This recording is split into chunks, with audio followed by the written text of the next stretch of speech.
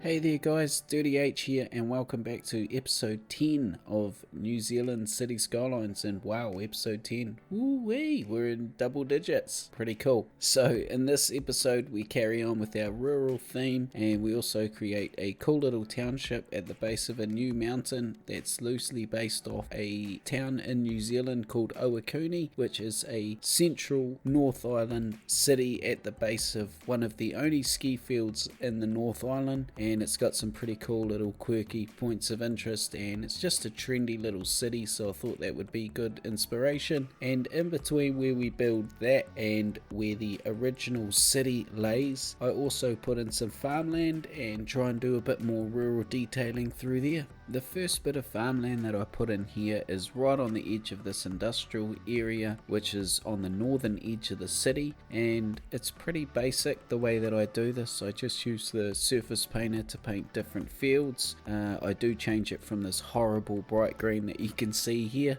and the rest of the detail is just fences and lots of trees and maybe a couple of buildings here and there, like farm buildings, gates and things like that, but it's really quite simple. And this method of doing the farmland is especially effective from the air when the city is viewed from a distance up. It really adds an extra realistic touch to the city, and I just love how it does that. So the next part we switch over to is this mountain here on the right hand side of the highway, and I terraform this back a little bit so I've got room for this little township we're putting in. So I flatten the terrain off as much as I can next to the highway, and then I try and bring some realistic looking ridges down that we would see on the sides of our mountains. It should also be noted that the landscapes in New Zealand change quite drastically from the North Island to the South Island, so I am trying to keep a somewhat consistent blend between the two, which is much easier said than done, believe me. And next I'm putting in the roads, and these are the ones that are going to make up pretty much the main centre of the township. And it's really small. It's only going to be a couple of roads wide here. I haven't got much room in this valley here for anything larger than this, and I'd prefer it was just a quirky little town anyway. And running out of the northern end of this township is the road that's going to wind up the mountain and to a ski slope, the very first ski slope in the city, and that will be next episode. So woo, really excited.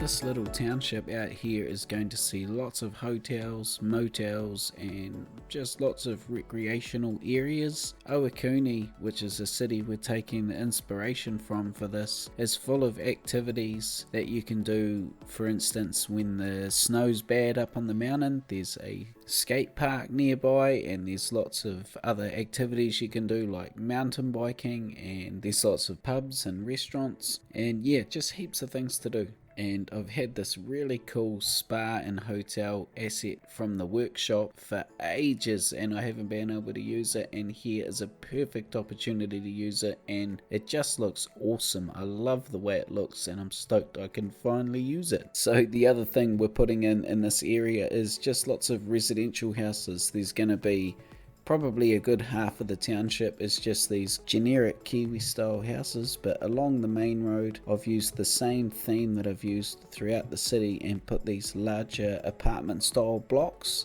along the busiest routes. And this is something we see in most large cities in New Zealand. and in this case even small townships when they are busy with a nearby ski field, for instance. And just quickly, I've also had a lot of comments rightly pointing out that I haven't really installed any old style houses yet, and believe me, they are coming. I'm just working out which ones are going to fit the best. I've got some new assets recently, and I'm hoping we're going to see some of those in the next few episodes when we start building more of the suburbs.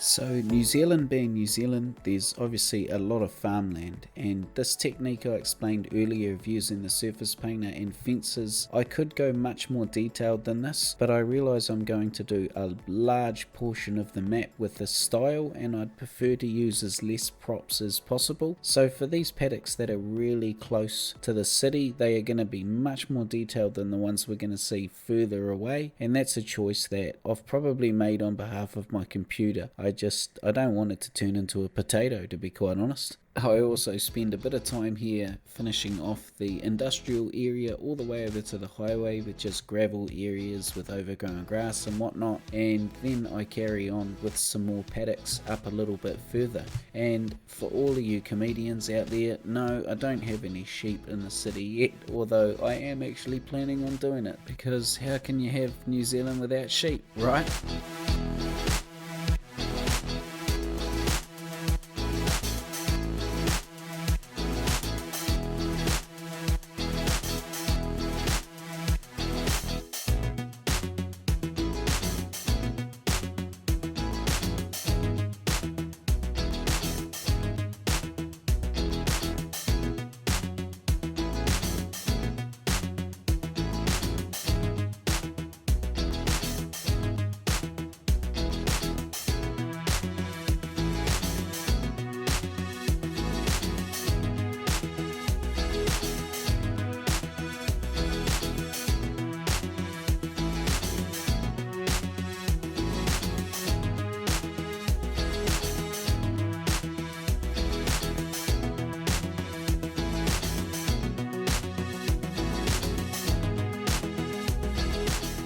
There's lots of children that travel with their parents up the mountain skiing and snowboarding as well. So I've put this cool little park in here on the side of the main road that you might be able to stop back after a good day on the hill and grab an ice cream and let the kids have a play on the playground if they've got any energy left.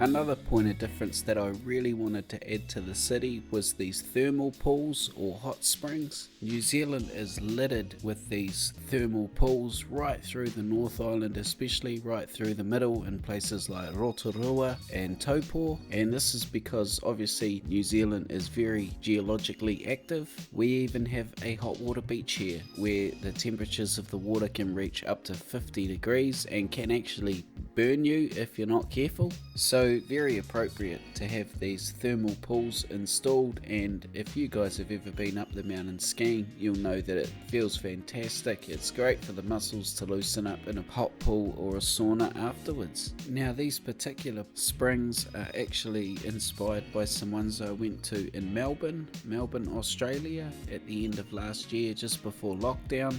Absolutely beautiful city. I could go on for ages, but these particular springs that we went to with friends were somewhere away from the city a little bit, and they were in a nature setting, and we really loved that. Heaps of rocks around, and you could find yourself a really good posse and just connect with nature and relax, and it was really beautiful. Unfortunately, I can't remember the name of them, so if anyone knows the ones that I'm talking about, chuck them down in the comments for us. So in my City Skylines city, I've modified them obviously a little bit from the Melbourne ones. I've faced them back towards the city so there's a really cool view, and I've also terraced them up the side of the mountain, and I've tried to keep them as close to nature as I can. There's a small car park and obviously a main building down the bottom, and then I've just got this cool red brick path that winds up the hills and connects these different paths with lots of different beautiful trees around, and I'm really stoked with how this looks. Another great point of difference in the city. Let me know what you guys think is in the comments, please. I'm so proud of it. I hope you guys like it as well.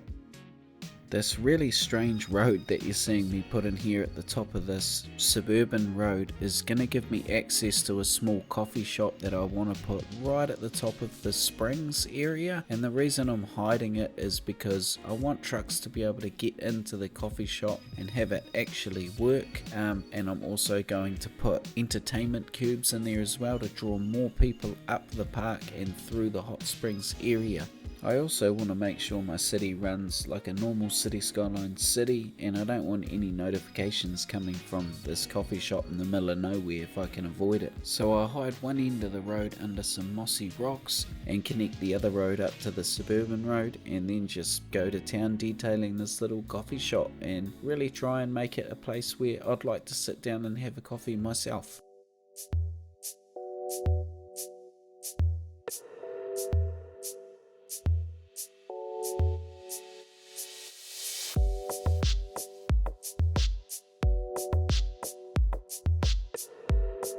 I feel really lucky to have some amazing viewers out there watching my series. Some of the comments that I've got are from people overseas saying how much they want to come to New Zealand after watching a couple of episodes, or there's been a lot of Kiwis telling me how much I'm nailing a vibe from a place where they live, and I'm so pleased to hear all of these things. I read all the comments. I'm just absolutely wrapped. I've got a big smile on my face now just even thinking about it. So if you guys are enjoying the series, at the very least give this one a thumbs up, subscribe if you really enjoy it, drop a comment if your choice, but either way, have a good weekend guys, be careful out there, be safe, and I will see you on episode 11. Peace out.